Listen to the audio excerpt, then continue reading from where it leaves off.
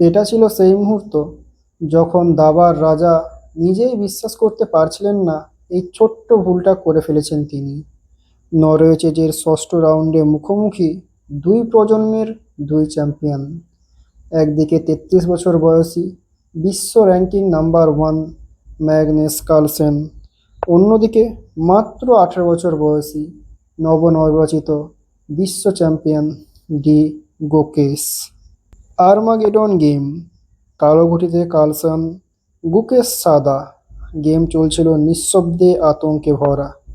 গুকেশ ছিলেন যেন অদৃশ্য আগুনে জ্বলন্ত, প্রতিটি চাল ধীর স্থির এবং নিখুঁত। আর কার্লসেন, অভিজ্ঞতা ছিল তার সঙ্গে, কিন্তু মনোযোগ কোথায় যেন একটু হেলে পড়েছিল।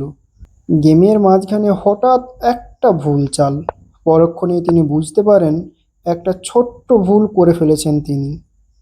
এটা কোনো সাধারণ ভুল ছিল না, এটা ছিল সেই ভুল যা একজন কিংবদন্তি নিজেই বিশ্বাস করতে পারছিলেন না।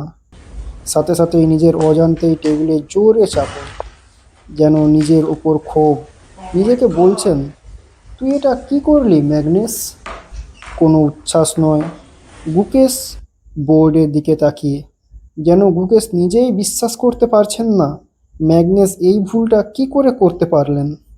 শান্ত চিত্তে হাত বাড়িয়ে দিলেন।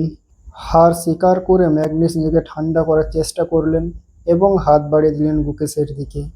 তারপর মাথা হেঁট করে নিজে বেরিয়ে গেলেন কোনো শব্দ ছাড়াই, এবং নিজেকে প্রশ্ন করতে থাকলেন কিভাবে এই ভুলটা করতে পারলেন তিনি।